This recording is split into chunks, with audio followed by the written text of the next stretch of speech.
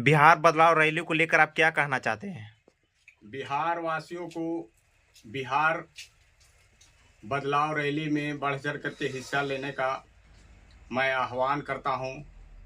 मैं बाबूचंद चौधरी, प्रखंड अध्यक्ष टनकुप्पा, जनसुराज।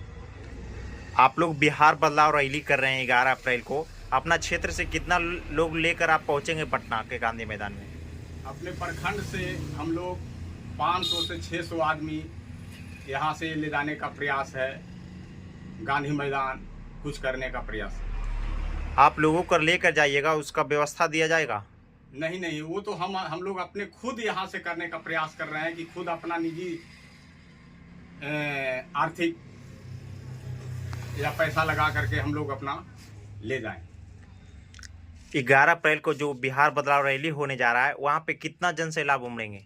कम से कम 14 लाख की 14 लाख का आबादी वहाँ पे पहुँचेगा। जी हाँ। तो आप लोग संभालिएगा कैसे वो भीड़ का? वो सब संभल जाएगा जब 1% कम से कम किसी भी बदलाव के लिए 1% की आवश्यकता है, जिसमें 14 करोड़ जनसंख्या है। तो 14 लाख हम लोग प्रयास कर रहे हैं कि 14 लाख जनसंख्या वहां पर बिहार वासी पहुंचे और बिहार को बदलने का प्रयास करें। तो आप लोग इस रैली से बिहार का बदलाव कर पाइएगा? जी, इसी रैली के माध्यम से बताया जाएगा कि भ्रष्ट नीति और भ्रष्टाचार को उखाड़ फेंक करके बिहार को बदलना है। और जो बिहार वासी हैं वो यहाँ बिहार को जन सुराज के माध्यम से बिहार को अलग दिशा और व्यवस्था बदलना होगा। 2025 में जो विधानसभा चुनाव होने जा रहा है, क्या लगता है जनसुराज पार्टी सरकार बना पाएंगे? अवश्य। जी हाँ, इसमें जनसुराज के कम से कम 200 सीट आने की संभावना है। 200 सीट? जी हाँ। बीजेपी हो गया, इधर हो गया जेडीयू हो गया, और इधर आरजेडी हो गया, एलजेपी हो गया, ये सब मैंने कहा आप लोगों ने ये सब धर्म और जाति के आधार पर आए थे, लेकिन एंटी कम्बेंसी के कारण इस बार 2025 का जो चुनाव होने जा रहा है उसमें जन सुराज सबसे आगे रहेगा। आपका कहने का मतलब यह है कि बिहार में जो चुनावी मुद्दा होता है जातिवाद पर होता है? जी हाँ। अब उससे उठ करके लोग, अब जाति और धर्म से उठ करके अब विकास की ओर लोग ध्यान बिहार वासी दे रहे हैं, इसलिए यहाँ बदलाव जरूरी होगा। आप लोग किस मुद्दे पर चुनाव लड़ रहे हैं? हम लोग शिक्षा, बेरोजगारी, बिहार से जो पलायन है, जो यहाँ के नीति बिहार सरकार का है। लोग कहते हैं कि हम रोजगार देंगे या रोजगार दिए, लेकिन वास्तविकता है कि रोजगार मिला नहीं। यहाँ के शिक्षा व्यवस्था जो है वो भ्रष्ट हो चुका है।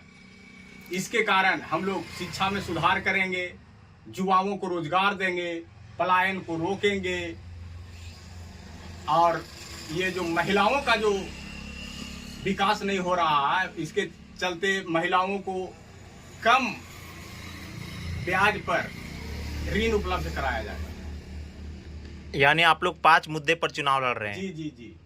तो क्या लगता है, इस प्रकार से आप लोग मुद्दा जनता का बीच रख दिए हैं, और भी ढेर सारा पार्टी लोग होते हैं बिहार में, और कई सारे राजनीतिक पार्टी है और कई सारा नेता है, सभी लोग वादा करता है जनता का बीच में, लेकिन वादा का भरपाई नहीं कर पाते। क्या जनसुराज पार्टी भी इसी प्रकार से भरपाई नहीं कर पाएंगे? जनसुराज के पार्टी का कहना है कि हम वादा नहीं कर रहे हैं, हम तो पहले जागृत कर रहे हैं, लोगों को घर घर जा करके बता रहे हैं कि हम कैसे देंगे, मतलब शिक्षा किस तरह के बदलेंगे। विश्व स्तरीय शिक्षा हम लोग देने का प्रयास करेंगे। प्रत्येक वर्ष एक प्रखंड में एक जो है कि आवासीय विद्यालय जो विश्व स्तरीय होगा। 0 से 15 वर्ष के बच्चे तक वहाँ निःशुल्क पढ़ाई करेंगे।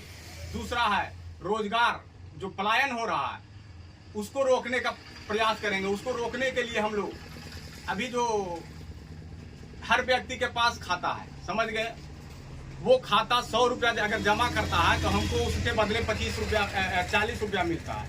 60 रुपया मेरा दूसरे स्टेट को चला जाता है।